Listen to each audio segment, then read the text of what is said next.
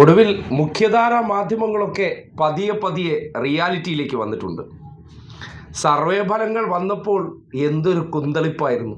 ഇതാ UDF അധികാരത്തിലേക്ക് വരാൻ പോകുന്നു എന്ന് വായ്ത്താരിയിട്ടിരുന്ന പലരും പതിയെ പതിയെ സർവേ ഫലങ്ങൾ ഒന്നുകൂടി വിലയിരുത്തിയതിന് ശേഷം ആ വിഷയവുമായി ബന്ധപ്പെട്ട് ഇന്നിപ്പോൾ പറയുന്ന കാര്യങ്ങൾ നിങ്ങൾ അക്ഷരം പ്രതി കേൾക്കണം.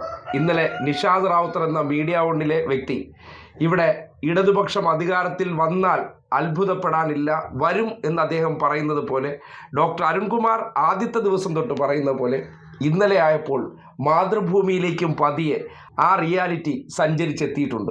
എനിക്ക് തോന്നുന്നു ഇപ്പം 29-ാം തീയതി ഏറ്റവും ആദ്യം വന്നത് 7 എക്സിറ്റ് പോളുകൾ വന്നു. 7 എക്സിറ്റ് പോളുകളുടെയും ശരാശരി എടുക്കുകയാണെങ്കിൽ UDFന് പരമാവധി 75 അല്ലെങ്കിൽ 76 സീറ്റുകളാണ്. അപ്പോൾ കേരളത്തിൽ സംസ്ഥാനത്ത് 10 വർഷം ഭരിച്ച ഒരു പാർട്ടിക്കെതിരെ, ഒരു മുന്നണിക്കെതിരെ ഭരണവിരുദ്ധ വികാരമില്ല എന്ന് ഇപ്പോൾ പുറത്തു വന്നിരിക്കുന്ന 29-ന് 7 എക്സിറ്റ് പോളുകൾ, അത് കഴിഞ്ഞ് ഇന്നലെ 2 എക്സിറ്റ് പോളുകൾ വന്നു.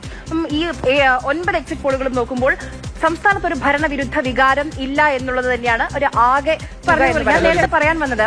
90 പറയുന്ന ഒരൊറ്റ സർവേ മാത്രമേ നമ്മുടെ മുന്നിലേക്ക്, ഒരു എക്സിറ്റ് പോൾ മാത്രമേ നമ്മുടെ മുന്നിലേക്ക് വന്നുള്ളൂ. അപ്പോൾ അതുകൊണ്ടാണ് ഒരു വലിയൊരു പാൻ കേരള ഒരു വേവ് ഉണ്ട്, ഒരു ഭരണവിരുദ്ധ വികാരം ഉണ്ട് എന്ന് എനിക്ക് തോന്നാത്തത്. ഇപ്പോഴും ഇന്നലത്തെ വന്നതിന് ശേഷം, ഇന്നലെ ടുഡേസ് ചാണക്യയുടെ വന്നതിന് ശേഷം വേണമെങ്കിൽ ഒരു ടഫ് ഫൈറ്റ് കേരളത്തിൽ നടക്കുന്നുണ്ട് എന്നുള്ളൊരു സൂചനയാണ് നിലവിൽ നൽകുന്നത്. ഈ പറഞ്ഞതുപോലെ 30 സീറ്റുകൾ LDF തോൽക്കണം. അത് മാത്രമല്ല ഇന്നലെ വന്നതിൽ 11 സീറ്റുകൾ, 3 മുതൽ 11 സീറ്റുകൾ വരെ BJPക്ക് കൊടുക്കുന്നുണ്ട്. ഏത് 11 സീറ്റാണ് BJP ജയിക്കുക?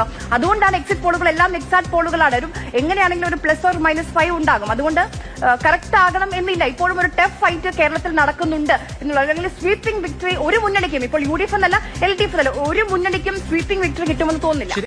ലഡുവും ആഘോഷ കമ്മിറ്റിയൊക്കെ കൂട്ടിയിരിക്കുന്ന UDFകാരടുത്ത് പറയാനുള്ളത്, അവിടെ നില്ല്, അമിതാവേശം വേണ്ട, പണി കിട്ടിയാൽ വല്ലാത്ത നാണക്കേടാവുക എന്ന് ഓർമ്മിപ്പിക്കുകയാണ്. കാര്യം ഇടതുപക്ഷത്തെ സംബന്ധിക്കുന്നിടത്തോളം തുടർച്ചയായിട്ട് 10 വർഷം വിജയിച്ചു എന്നുള്ളത് കൊണ്ട് അവരെ സംബന്ധിക്കുന്നിടത്തോളം 3-ാം ടേൺ ഒരു ബോണസാണ്. പക്ഷെ വിജയിച്ചേ മതിയാകൂ എന്നുള്ള നിലയ്ക്ക് അരയും തലയും മുറുക്കിയതിന് ശേഷം ജനവിധി മാനിക്കാതെ വിജയിച്ചു എന്ന് സ്വയം പ്രഖ്യാപിച്ച് അതിന് സപ്പോർട്ടായിട്ടുള്ള ഒരു സർവേ ഫലം, അതും നേരിയൊരു വിജയം, കടന്നുകൂടുന്നു എന്ന് പറയുന്ന രീതിയിലേക്ക് എത്തിപ്പെട്ട് നിൽക്കുന്ന സന്ദർഭങ്ങളിലും നിങ്ങൾ മതിമറന്ന് ആറാടുകയാണെങ്കിൽ, നിങ്ങൾ ആസ്വദിക്കുകയാണെങ്കിൽ നിങ്ങൾക്ക് തെരഞ്ഞെടുപ്പിനെ കുറിച്ച് ഒന്നും വിലയിരുത്താൻ അറിയില്ല എന്നുള്ളതാണ് യാഥാർത്ഥ്യം. കോൺഗ്രസിന്റെ മികവിലല്ല, ക്രിസ്ത്യാനികളും മുസ്ലിങ്ങളും ഒന്നടങ്കം ഞങ്ങൾക്ക് വോട്ട് ചെയ്തിട്ടുണ്ട്, ഞങ്ങൾ അധികാരത്തിൽ വരുമെന്ന് സ്വപ്നം കാണുന്ന കോൺഗ്രസ്സുകാർ ഒരു കാര്യം മനസ്സിലാക്കുക, സകലമാന മുസ്ലിങ്ങളും കോൺഗ്രസിന് വോട്ട് ചെയ്തിട്ടുണ്ടെന്ന് നിങ്ങൾ കണ്ണടച്ച് വിശ്വസിക്കുന്നുണ്ടോ? നിഷ്കളങ്കരെ എന്ന വാക്കേ ഉപയോഗിക്കുന്നുള്ളൂ.